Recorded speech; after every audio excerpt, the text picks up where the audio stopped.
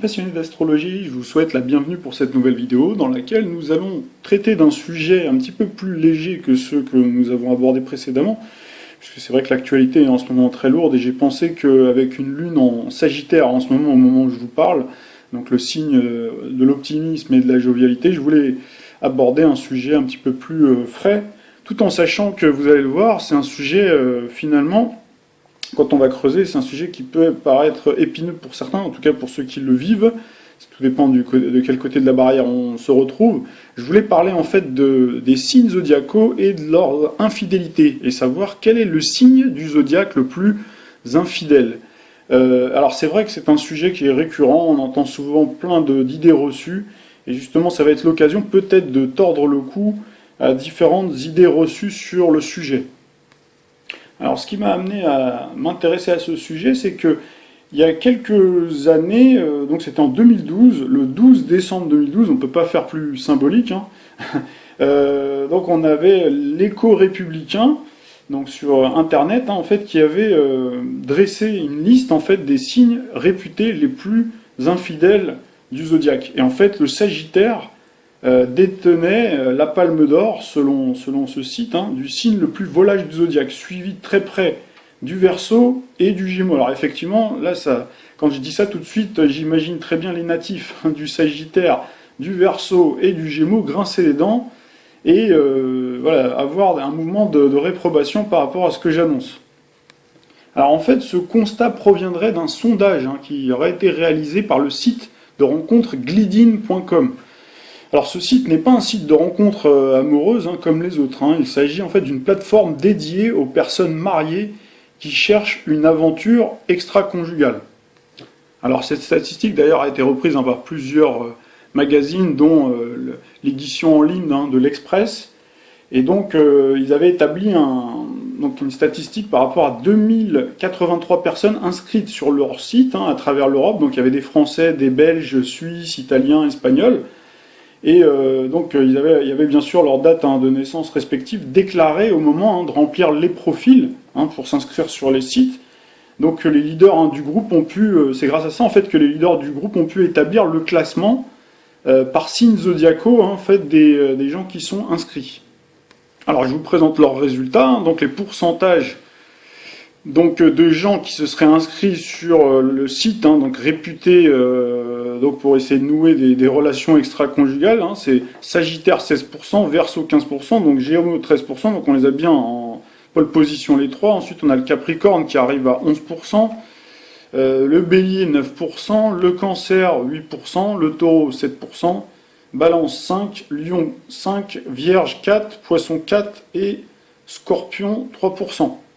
Alors l'auteur de l'article commente cette répartition en concluant que la surreprésentation des natifs du Sagittaire, Verseau et Gémeaux, inscrits sur leur site, en font automatiquement les signes les plus infidèles. Donc à contrario, il laisse entendre que le fait que les Scorpions, Vierges et Poissons ferment la marche, soient sous-représentés, dénote que ce seraient finalement des signes les plus fiables et les plus exclusifs en amour. Vous voyez même qu'ils ont même établi une sorte de classement en fait par groupe, c'est-à-dire les sprinteurs, les fonceurs, dominateurs.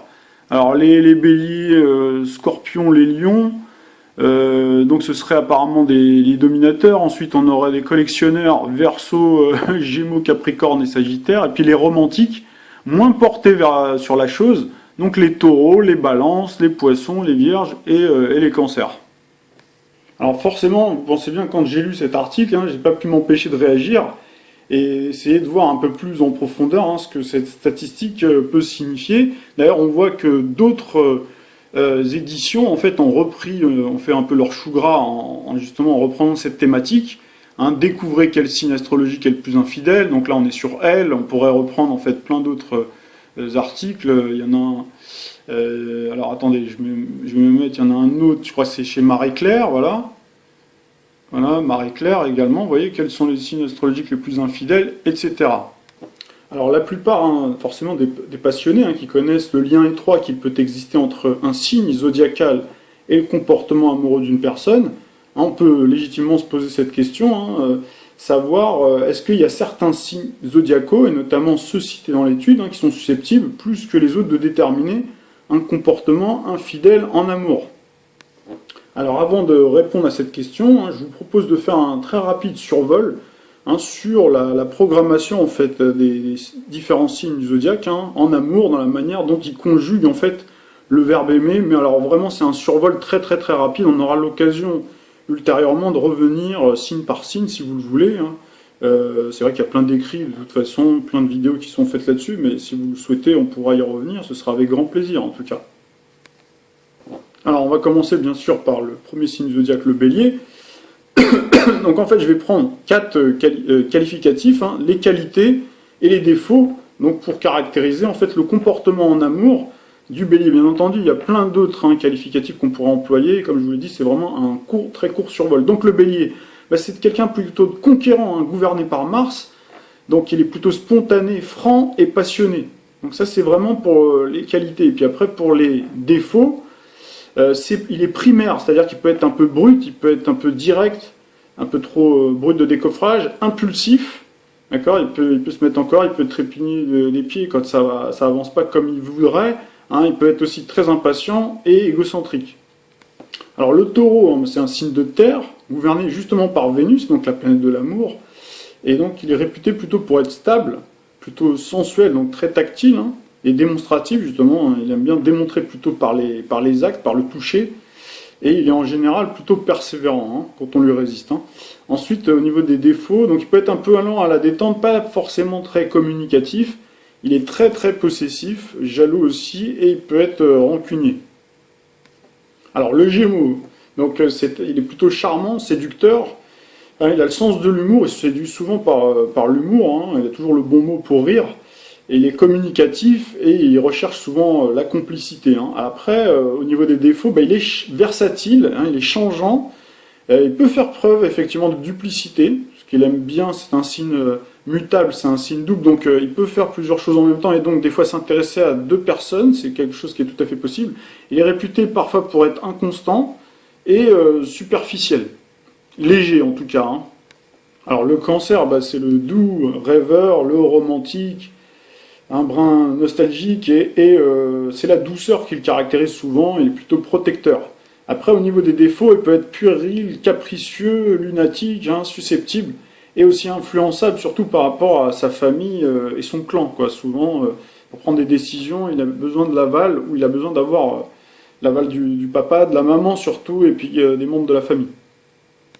Alors le lion est réputé loyal, généreux, passionné, chevaleresque, il a souvent des grands gestes, capable de courir le mile supplémentaire pour épater donc l'élu de son cœur. Alors après au niveau des défauts, il est parfois un peu inaccessible, il peut donner l'air un petit peu hautain, un peu snob, il peut être par contre très tyrannique, autoritaire, et il peut être aussi égocentrique. Alors le signe de la Vierge est réputé serviable, attentionné, plutôt fiable et plutôt intègre, c'est un signe également de terre, donc par contre au niveau des défauts, il est plutôt réservé, pudique, il doute aussi beaucoup, même quand il est en couple, il va souvent douter et critiquer, et aussi il est réputé pour être assez maniaque. Alors la Balance est souvent réputée pour être séduisante, beau, même sur le plan physique, au niveau de la plastique, ou en tout cas charmeur et charmeuse, donc conciliante également, diplomate, ils savent toujours arrondir les ongles, et ça, ils ont l'art souvent de la rhétorique, savoir parler, avec beaucoup de panache. Alors après, ensuite, au niveau des défauts, ils peuvent être un peu superficiels, se baser peut-être un petit peu trop sur le physique, hésitante, ils balancent, justement, c'est le cas de le dire, et ils sont souvent aussi dépendants. Ils peuvent se montrer aussi par moments fuyants.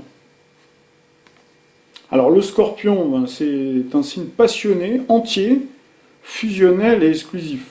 Au niveau des défauts, il peut se montrer caractériel, donc un sacré caractère, jaloux, vindicatif, si on lui fait un coup tordu, il peut se montrer vraiment vengeur, et puis il est assez secret, il est difficile à lire. Alors le Sagittaire est enthousiaste, optimiste, idéaliste et généreux. Après, il peut être aussi aventurier, un brin candide, parfois de mauvaise foi, et peut-être un peu trop indépendant. Alors le Capricorne en amour, il est réputé fiable, responsable, mature, constant, sérieux. Après, concernant les défauts, il est réservé, donc c'est pas quelqu'un qui est très communicatif, vieux jeu, routinier et carriériste. Alors tout à l'heure, je disais carriériste pour le Capricorne, effectivement, parce que peut-être que le travail prend un peu trop le dessus, hein, c'est dans ce sens que j'ai mis ce mot-là. Hein. Donc pour le Verseau maintenant, ben, c'est un signe plutôt charmeur, hein, original, surprenant. C'est vrai que la surprise, ça fait partie des recettes, un miracle de séduction. Donc il peut être aussi très porté sur l'amitié et la fraternité. Donc ça aide forcément pour démarrer une relation. Ensuite, au niveau des défauts, ben, il peut être changeant, versatile, indomptable, hein, rebelle, un peu libertaire aussi, et assez fantasque et excentrique. Alors on termine par le Poisson. Donc le Poisson est fusionnel, dévoué, sentimental et tendre. Au niveau des défauts, ben, il est évanescent, hein, c'est-à-dire qu'il peut être vraiment fuyant, il s'angoisse facilement, il peut être irréaliste et mélancolique. Alors on va apporter des nuances à toutes ces généralités. C'est sûr que la réalité est bien entendu beaucoup plus complexe que le petit raccourci un peu simpliste énoncé déjà dans les colonnes de ce site, et puis la présentation assez généraliste que l'on vient de faire des 12 signes zodiaques. Donc si l'on remarque que certains qualificatifs qu'on leur prête nous amènent plus facilement à classer des signes astrologiques plus que d'autres dans la catégorie des fidèles ou éventuellement des volages, il faut se garder de tirer des conclusions trop hâtives. Rien, en effet, n'est plus désagréable que de se retrouver pointé du doigt, stigmatisé et mis sur le banc des accusés de flagrant délit d'infidélité sous prétexte qu'on serait pas très bien né, en fait. Donc c'est pourquoi, en fait, il me paraît très important d'apporter donc ces nuances pour expliquer tout d'abord que le signe solaire seul, c'est-à-dire le signe zodiacal, n'est pas suffisant pour définir de manière exhaustive un trait de comportement ou un caractère. Il existe bien d'autres paramètres astrologiques à prendre en considération. Bien entendu, il y a l'ascendant, mais également la position des autres planètes au moment de la naissance, ainsi que les dominantes planétaires, les maisons et les aspects, donc qui sont autant d'éléments qui peuvent faire varier du simple au quadruple la propension d'une personne à se montrer infidèle. Alors je vais vous donner un exemple très sommaire. Donc là, on va prendre le signe du Gémeaux, justement, réputé, donc par rapport à ce classement, il fait partie de la catégorie des volages. Effectivement, c'est vrai que c'est un signe d'air à la base, donc effectivement, il butine, il a cette réputation-là de passer d'un groupe à un autre social, et puis également, c'est cette réputation qu'on lui colle de parfait séducteur, d'inconstant, d'abonné absent et d'infidèle. Alors, là par exemple, j'ai pas l'ascendant, mais c'est vraiment pour vous faire vraiment un tout petit topo. Donc là, j'ai pris quelqu'un qui est né le 25 mai 1972, et donc à cette année-là, donc le Soleil, donc le signe zodiacal donc du Gémeaux que vous voyez là, donc la personne elle est bien du signe du Gémeaux, mais elle avait Saturne. Donc Saturne, qui est la planète en fait qui permet de stabiliser, qui permet de structurer justement, qui permet d'asseoir un petit peu le côté évanescent et le côté un peu aérien du côté air du Gémeaux. Et donc il donne le sens des responsabilités, qui donne l'engagement, la capacité à s'engager, donc qui donne la stabilité, la pondération, parce que c'est vrai que le Gémeaux est réputé pour être quelqu'un qui peut être fantasque aussi, qui aime bien le sens de l'humour, qui n'est pas toujours très sérieux, et qui prend les choses un peu par-dessus la jambe, les choses un petit peu trop à la légère, justement, et qui peut, effectivement, dans certains cas, l'amener à devenir un infidèle. Mais là, on a bien l'exemple de quelqu'un, si on vraiment se base que par rapport, j'ai pris vraiment cet exemple-là, après c'est vrai qu'il faudrait regarder tous les autres aspects, etc., mais vraiment, si on prend cet élément isolé, on peut considérer, on pourrait très bien dire, avec cette personne-là, a des valeurs, même un peu vieux jeu limite, puisque Saturne, c'est le maître du Capricorne. Donc ça donne en fait au Soleil, de ce natif du Gémeaux de 1972, une coloration finalement capricornienne, puisque le Soleil, c'est quand même la centrale énergétique, donc qui est très importante, qui nous donne notre identité aussi, donc identité sur le plan social, mais également sur le plan amoureux. Donc là, Saturne, donc vient en fait consolider. Bien entendu, après, si on regarde d'autres aspects, alors là, on a par exemple Vénus, la planète de l'amour, forcément c'est ce qu'on regarde, on voit il y a une conjonction avec Mars, donc ça donne quelqu'un qui peut avoir cette propension à être passionné finalement, à être quelqu'un de romantique, parce qu'il y a le côté cancer, d'accord, romantique, tendance à regarder un petit peu trop dans peut-être le rétroviseur, avoir du mal peut-être à se détacher de ses ex éventuellement, ça c'est quelque chose qui est possible. Et puis on voit quelques dissonances avec Pluton, avec Uranus, donc là effectivement oui, on peut dire que c'est quelqu'un qui peut être finalement entre deux, quoi, qui peut avoir cette envie de s'installer, d'avoir une relation sérieuse, d'accord, de prendre des responsabilités, mais qui, avec ces dissonances-là, et en plus Neptune, on a également Neptune en face, donc il peut être par moments un peu entre deux eaux, mais tout dépend après de beaucoup d'autres paramètres. L'éducation joue un rôle, bien entendu, essentiel. Alors de même, il faut également prendre en compte que la notion d'infidélité est en réalité extrêmement floue et difficilement analysable. Donc ça, c'est selon le psychologue et sexologue canadien Yvon Dallaire, dont vous voyez la photo ici. Donc l'infidélité, selon lui, est un phénomène à la fois courant et tabou. On pratique l'infidélité, mais on la tait. Alors donc, selon les études qu'il a dû faire, des études méthodologiques européennes et américaines, 20 à 30% des hommes et 15 à 20% des femmes auraient eu des relations sexuelles extra-conjugales. Donc contrairement à ce professionnel de la question qui a mené une analyse plutôt sérieuse, j'imagine, sur le sujet de l'infidélité, le classement réalisé par le site n'est pas à proprement parler une étude scientifique approfondie. Alors même si je ne remets pas en cause le sérieux de ce site, New Age, qui banalise finalement l'infidélité au point d'en faire un slogan publicitaire à son fonds de commerce, donc cette présentation n'est fondée que sur les dates de naissance de gens inscrits sur le site à partir desquels donc, on a pu déduire le signe zodiacal. Donc voici en quelques mots des contre-arguments, toujours sur la base du signe solaire, qui pourraient expliquer donc, que les statistiques finalement présentées par le site soient erronées.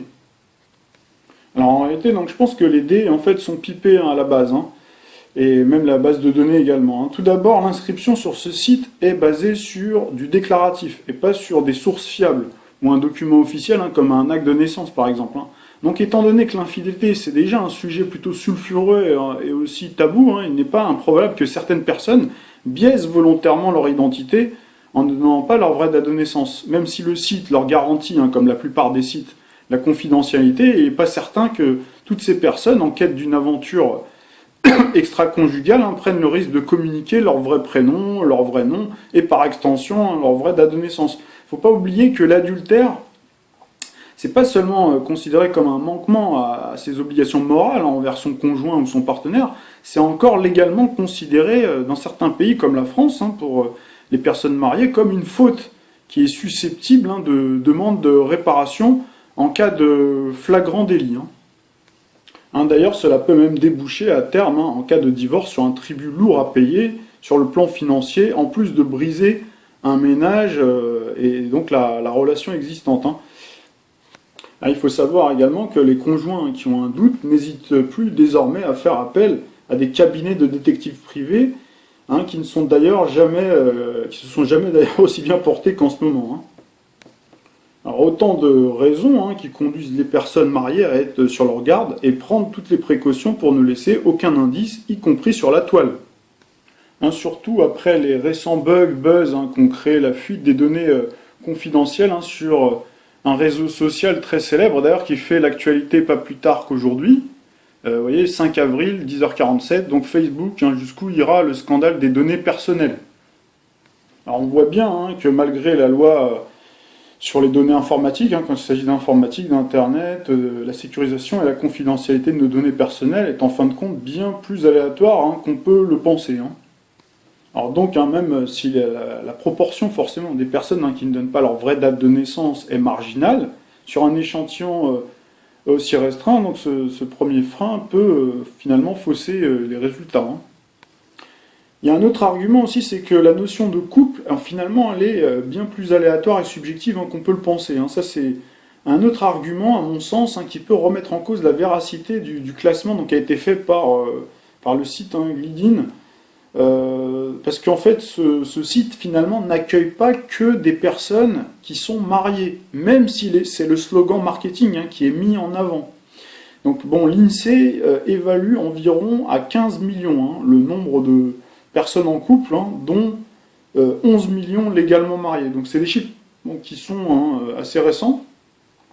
Alors, si les statistiques sont élaborées à partir de personnes en couple sur le seul critère qu'ils vivent ensemble, mariés ou non, il paraît en revanche plus difficile d'avoir des données statistiques fiables sur les personnes qui se déclarent en couple mais qui ne vivent pas pour autant ensemble.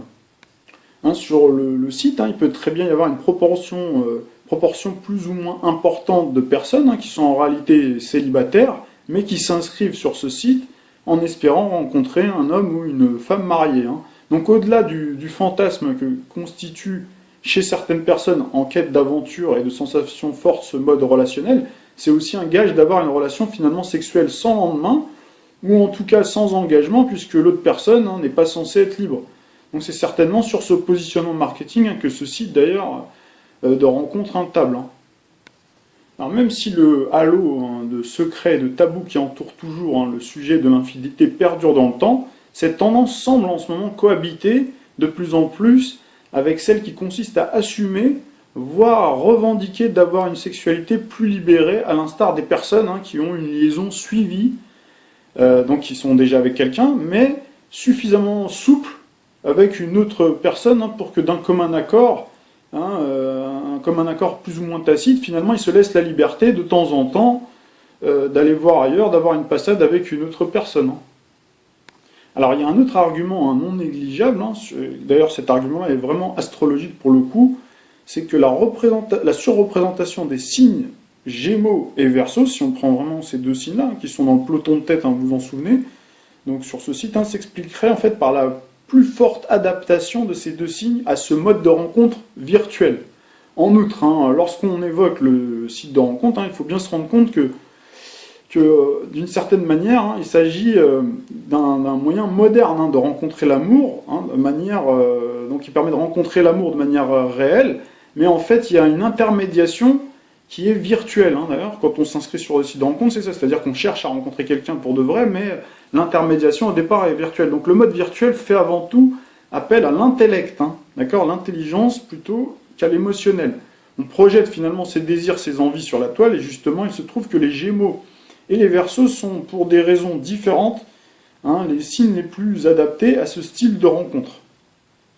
Alors pourquoi le Gémeaux est plus adapté justement à ce style de rencontre parce que pourquoi il est plus attiré par le virtuel que les autres signes. Donc ça c'est vraiment encore une fois sur des généralités. Donc c'est parce qu'en fait ça fait travailler son intellect. Donc le troisième signe du zodiaque conjugue souvent le verbe aimer avec cérébralité.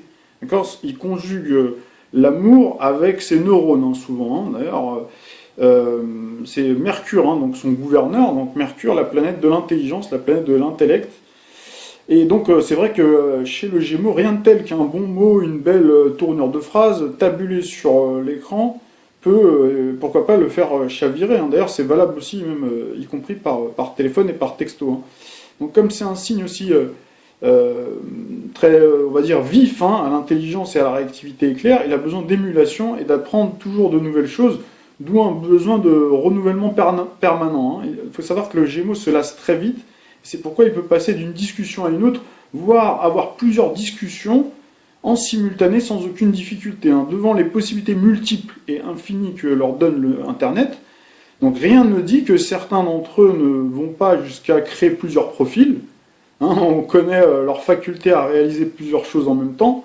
Donc l'un de leurs rêves, ça je pense que les Gémeaux, peut-être qu'il y en a qui me feront leur témoignage sur le forum, sur la chaîne. L'un de leurs rêves est peut-être de pouvoir avoir un don d'ubiquité. En fait, le don d'ubiquité, c'est la possibilité d'être à deux endroits en même temps, en fait. Et Internet, d'une certaine manière, vient exaucer leurs souhaits. Ils peuvent désormais être inscrits sans aucun problème, avec plusieurs profils et avoir plusieurs conversations en même temps. Donc par ailleurs, il faut savoir que ce signe possède une forte propension à vivre des amours virtuels qui peuvent lui suffire. Il n'est pas dit qu'il passe systématiquement à l'acte et consomme réellement la relation. C'est pour ça que là, on ne l'a pas dit au début, mais on aurait pu aussi définir qu'est-ce que la fidélité. Chacun a une notion toute relative de l'infidélité. Il y a des gens, pour eux, rien que d'aller danser avec quelqu'un, c'est déjà de l'infidélité. Pour d'autres, rien que de voir qu'il y a des échanges assez savoureux, assez croustillants, hein, par texto, même s'il n'y a rien eu, c'est déjà de l'infidélité. D'autres, c'est juste parce qu'on pense, ou on regarde quelqu'un quand on est avec sa dulcinée à côté, ou inversement si c'est une femme, voilà, qu'avec un homme, etc. Donc tout dépend en fait de la définition de chacun, hein. En tout cas, moi j'ai souvent vu, au travers de mes consultations, des natifs hommes ou femmes, hein, du signe du Gémeaux, qui, tout en vivant une relation affective avec quelqu'un, donc se satisfaire de quelques mots échangés avec une autre personne, sans pour autant, hein, passer à l'acte. Donc en définitive, hein, cette escapade et aventure virtuelle peuvent lui permettre, à contrario, de consolider sa relation dans sa vie réelle. Donc c'est un signe finalement qui aime flirter, séduire avec légèreté, pour le goût du jeu, hein, parfois, hein. D'ailleurs, bon nombre de prétendants du net, hein, ce sont ceux qui sont inscrits et qui ne savent pas en face, hein, qu'ils ont une ou un natif du Gémeaux, peuvent d'ailleurs se trouver désappointés de voir que leur interlocuteur virtuel, rencontré, hein, sur ces sites de rencontres, ne donne pas suite dans la vraie vie. Alors que pendant des semaines, hein, ils se sont échangés plein de mots doux. Ça arrive, hein, si vous tombez sur un Gémeaux au carré, et puis quelqu'un en plus qui est peut-être déjà en couple, ou qui a encore quelqu'un en tête, eh bien, vous allez voir que vous allez voir des mots doux, vous allez voir plein de choses, et vous allez projeter, vous allez vous dire, tiens, cette personne-là, il y aura moyen de se rencontrer, et éventuellement de faire vraiment avoir une belle histoire, et finalement, la personne, vous ne la verrez jamais, elle restera dans son confort du virtuel, et vous ne la rencontrerez pas, et vous serez bien désappointé. Donc ça aussi, c'est une possibilité. Donc il n'est pas impossible que ces personnes-là peut-être s'inscrivent sur ce fameux site, mais il se passe véritablement pas grand-chose en réalité. Alors vous avez vu, je me fais un peu l'avocat du diable, hein, je les défends un petit peu, hein. Donc voilà. On passe au Verseau, hein. Verseau aussi, hein, ne sont pas en reste, hein. Il est fort probable qu'ils soient attirés plus que les autres signes, hein, par ce type de rencontre. Tout d'abord parce que cette possibilité rime avec modernité et nouveauté. Il faut savoir que le natif, hein, est un adepte des nouvelles technologies, hein, gouverné par Uranus, souvenez-vous, hein, ceux qui ont vu les vidéos sur Uranus, puis les passionnés qui connaissent, de toute façon, ils savent que Uranus est la planète de la modernité. Donc il y a fort à parier que lorsque, au début des années 2000, hein, ce mode de rencontre, quand il a fait rentrer, hein, dans nos vies à tous, hein, quand on a commencé à tous se mettre, en tout cas pour certains, à se mettre sur les sites de rencontres, etc., hein, faut savoir que peut-être les Verseaux, les Uraniens, étaient les premiers à oser s'inscrire et expérimenter les joies des rencontres amoureuses, hein. Moi qui ai vécu cette période-là, je me souviens que c'était quelque chose d'assez intriguant, quoi, hein. C'était assez spécial. Et il y a beaucoup de gens qui étaient un petit peu réfractaires à tout ça, hein. Maintenant, aujourd'hui, c'est rentré dans les mœurs, mais il faut savoir que dans fin des années 90-2000, surtout fin des années 90, c'était encore un peu étrange, hein. Donc voilà, et c'est vrai que le Verseau est en effet réputé pour toujours avoir un temps d'avance sur les autres, hein, alors que il aime bien tout ce qui est avant-gardiste, hein, par rapport à d'autres signes, hein, qui eux sont plus conservateurs, plus réfractaires à ce mode de rencontre. Donc on peut estimer que la forte présence d'un Verseau, par exemple sur le site New Age, donc Glidin, hein, voilà, je lui fais de la pub du coup, hein, par rapport aux autres signes, hein, peut être dû en fait aux mêmes motivations qu'il y a 10, 15, plus de 15 ans, quoi, hein, à savoir découvrir un nouveau concept avant tout le monde. Parce que ça c'est vraiment le type même, hein, du Verseau. Le Verseau aime sa liberté, aime bien découvrir les choses, c'est un découvreur, hein, c'est quelqu'un qui aime bien découvrir les choses avant tout le monde, essayer ce qui est nouveau, pour le meilleur comme pour le pire, hein, parfois. Donc on connaît par ailleurs la forte faculté de ce signe à vouloir bouleverser les codes, les valeurs, provoquer, changer ou parler plus ouvertement de sexualité, et donc assumer pleinement, hein, sa présence sur ce site, voilà, qui lui pose beaucoup moins de cas de conscience, éventuellement, hein, que les autres signes du zodiaque, quoi. Alors parlons de notre lauréat du jour, hein, le Sagittaire. Donc c'est vrai que ce signe, hein, en général, bon, il s'embarrasse pas trop avec toutes ces considérations. C'est quelqu'un qui aime bien la simplicité, bien qu'ayant un sens moral pourtant très développé. Son approche du net pourrait avant tout lui permettre d'élargir en fait finalement son horizon social, culturel, géographique, hein. C'est vrai que le net et a fortiori, hein, les sites de rencontres sont des moyens privilégiés pour entrer en contact en un clin d'œil avec des personnes du monde entier. Et c'est vrai que ce fameux site, la Glidin, ne fait pas exception à cette règle, puisqu'il est d'obédience internationale.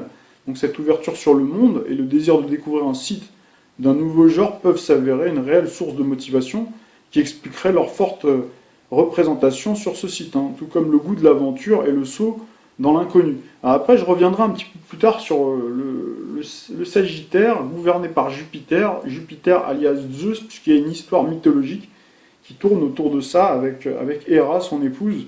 Donc ça, par contre, ça fera l'objet peut-être d'une autre vidéo pour vraiment étayer sur ce sujet-là. Alors pour conclure, en fait, je dirais que contrairement aux idées reçues, et là c'est toujours de la part c'est un propos en fait de ce monsieur-là, Yvon Dallaire, que je vous ai cité tout à l'heure, un psychologue et sexologue, et qui avait fait différentes études sur l'infidélité. Contrairement aux idées reçues, la plupart des infidélités ne se passeraient pas dans un lieu avec un illustre inconnu en fait, finalement, rencontré justement sur un site de rencontre, mais le plus souvent avec un collègue de travail ou un proche en tout cas. Donc ça c'est toujours selon ce psychologue. Alors on aurait pu passer en revue tous les signes zodiaques, mais justement la vidéo est déjà assez longue comme ça. Donc, mais on voit bien en fait finalement qu'il y en a, que finalement ces idées ce sont des idées reçues. Donc c'était un petit peu le but de cette vidéo, c'était pas bien entendu de faire de la pub à ce site de rencontre là, mais plutôt je dirais de casser les préjugés, les clichés, les jugements à l'emporte-pièce. Donc l'astrologie, à mon sens, n'a pas vraiment besoin d'être associée à ces raisonnements à la va-vite, qui portent plus préjudice à notre art 3 fois millénaire qu'ils ne le grandissent finalement. Donc les 12 signes zodiaques sont semblables aux couleurs de l'arc-en-ciel, leurs caractéristiques prises indépendamment sont d'une grande finalement singularité, tout comme nos personnalités, nos caractères, nos comportements amoureux, qui sont le fruit d'un mélange unique et un savant dosage de couleurs. Donc, comme vous l'avez pu le constater, il faut vraiment regarder le thème complet, déjà d'une part, confronter aussi à son vécu, à ses expériences. Effectivement, si vous avez eu une expérience douloureuse, si vous avez, par exemple, c'est vrai que le schéma parental est très important. Si vous avez par exemple, des parents où il y a eu une histoire d'infidélité, vous pouvez être amené à reproduire ça à l'âge adulte, où vous pourriez très bien avoir des principes ancrés de fidélité, et puis après rencontrer quelqu'un qui va vous trahir, et vous allez avoir cette relation toxique qui va vous amener à vous-même après avoir beaucoup d'amertume et vous-même devenir infidèle, voilà, où il peut y avoir plein de cas de figure, et souvent d'ailleurs c'est matérialisé par la position des astres, après qui viennent appuyer sur une topographie céleste, topographie que vous avez à la naissance, qui peut être fragile, un terrain fragile, qui vient appuyer là-dessus et qui peut mettre en exergue, mettre en évidence justement cette fragilité-là, et des fois vous sautez à la figure au moment où vous n'y attendez pas.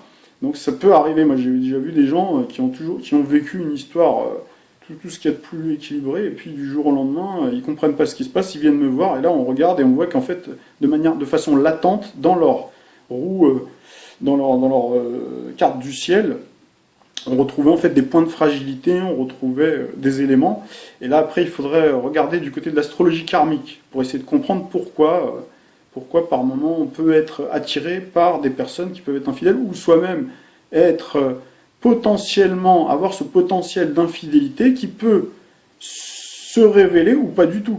Voilà. Après, tout dépend du vécu de chacun, donc c'est pour ça que de faire des généralités à l'emporte-pièce, voilà, vous avez maintenant ma vision des choses qui n'est que la mienne. C'est vrai qu'on aurait pu prendre, on aurait pu prendre des exemples aussi d'acteurs, de stars,